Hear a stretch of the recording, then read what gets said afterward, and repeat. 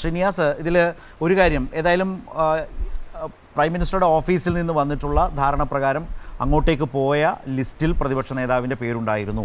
അദ്ദേഹത്തിൻ്റെ പേരടക്കം അംഗീകരിച്ചുകൊണ്ടുള്ള ലിസ്റ്റ് തിരികെ ലഭിച്ചു.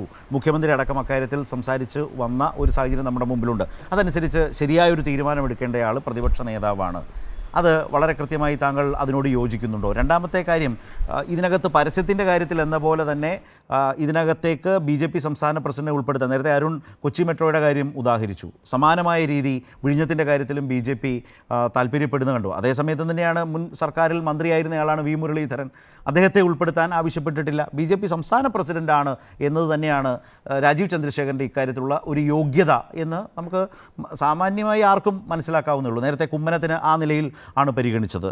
ഈ രീതിയിൽ ഇതിനകത്തൊക്കെ പ്രധാനമന്ത്രിയുടെ ഓഫീസിനെ മുൻനിർത്തി BJP ഒരു നിലപാട് സ്വീകരിക്കുന്നു എന്നതാണോ കോൺഗ്രസ് ഇക്കാര്യത്തിൽ കാണുന്ന കാര്യം? പക്ഷേ ഇതെല്ലാം പറയുമ്പോഴും ഈ ഒരു 9 വർഷക്കാലം, അതായത് വളരെ ശക്തമായ ഒരു വലിയ പദ്ധതി ഏറ്റെടുത്ത് സമയബന്ധിതമായത് പൂർത്തീകരിക്കും വിധത്തിലേക്ക് പോയ വളരെ നിർണായകമായ ഒരു 9 വർഷക്കാലം, പതിറ്റാണ്ടുകൾ നീണ്ടുപോകാവുന്ന പദ്ധതി നിർമ്മാണത്തിൻ്റെ ഒരു അനുഭവമുള്ള കേരളത്തിൽ അതെല്ലാം പഴങ്കഥയാക്കി ഏറ്റെടുത്ത് എത്രയോ പ്രതിസന്ധികൾ, പ്രളയവും ഓഖിയും കോവിഡുമൊക്കെ വന്ന് എത്രയോ കാലം നിർമ്മാണമൊക്കെ തടസ്സപ്പെട്ട പോയ അനുഭവങ്ങളും കാലവും നമ്മുടെ മുമ്പിലുണ്ട്. അതിനെല്ലാം അതിജീവിച്ച് സമയബന്ധിതമായി തന്നെ ഓരോ ഘട്ടവും പൂർത്തിയാക്കി ആ കരാറ് പുതുക്കാനും കഴിഞ്ഞു. അതുകൊണ്ട് തന്നെ സംസ്ഥാനത്തിന് വരുമാനം ലഭിക്കുന്നത് നേരത്തെയാക്കാനും കഴിഞ്ഞിട്ടുണ്ട്. ആ നിലയിൽ ആ കരാറിനെ, ഉമ്മൻചാണ്ടിയുടെ സർക്കാർ കൊണ്ടുവന്ന കരാറിനെ പുതുക്കി സമയബന്ധിതമായി 9 വർഷക്കാലം കൊണ്ട് കേരളത്തിൻ്റെ ചരിത്രത്തിലേറ്റവും അതിവേഗതയിൽ അതിബൃഹത്തായ ഒരു പദ്ധതി അതിൻ്റെ മികവിലേക്ക് എത്തുന്നത് കാണുന്നു എന്നുള്ളത് ഒരു നാടിനെ സംബന്ധിച്ച് വളരെ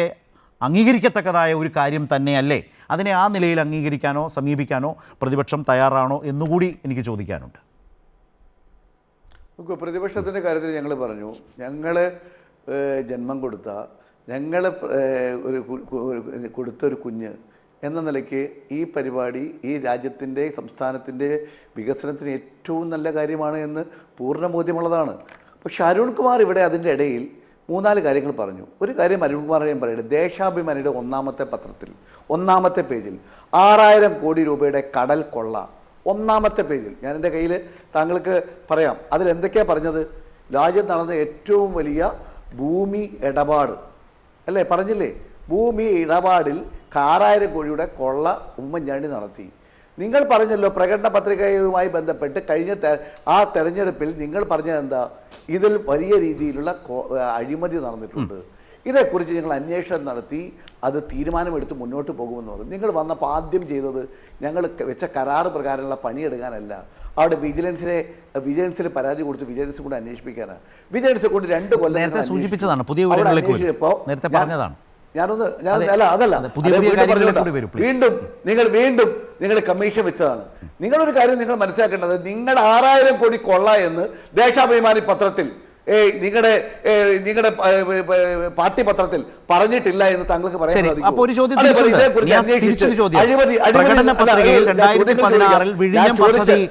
നടപ്പാക്കില്ല എന്ന ഒരു കളവ് താങ്കൾ പറഞ്ഞു, തെളിയിക്കാനാണ് പറഞ്ഞത്. നിങ്ങൾ പറഞ്ഞതെന്ന് വെച്ചാൽ ഈ അഴിമതിയുമായി ബന്ധപ്പെട്ട് നടന്ന ഈ പ്രവർത്തനത്തെക്കുറിച്ച് അന്വേഷിച്ച് ബോധ്യപ്പെടുത്തിയതിനു ശേഷമേ നടപ്പിലാക്കാൻ സാധിക്കും ഞങ്ങൾ പറഞ്ഞത്.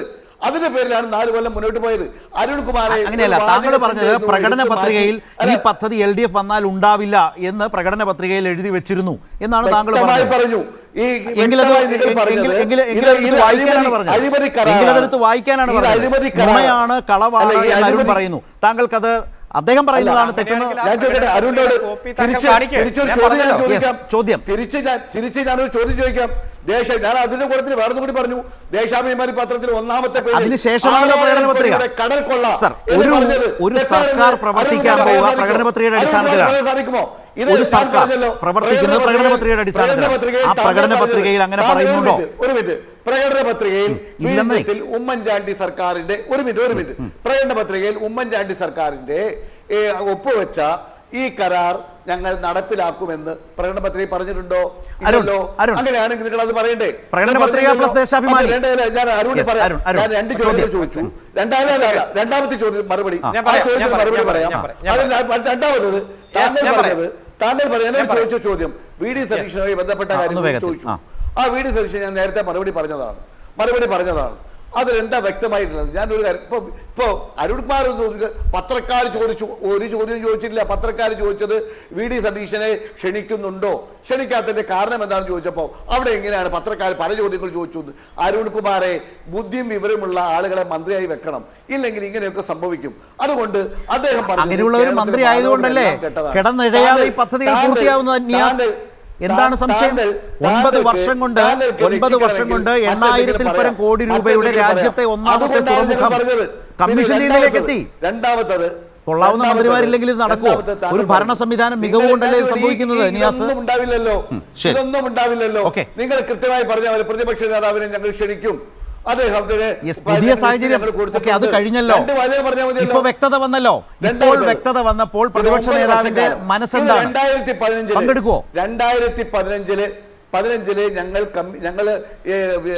ഒപ്പുവെക്കുമ്പോൾ 2 കാര്യങ്ങൾ തീരുമാനിച്ചിരുന്നു. 475 കോടി രൂപ അവിടെ അതുമായി ബന്ധപ്പെട്ട് പ്രയാസമുണ്ടാകുന്ന ആളുകളുടെ പരിഹാരത്തിന് വേണ്ടി പദ്ധതി വെച്ചിരുന്നു. 1 രൂപ പോലും ചെലവഴിക്കാത്തതുകൊണ്ടാണ് നിങ്ങൾക്ക് ഇത് ഡിലേ ആവേണ്ടി വന്നത്.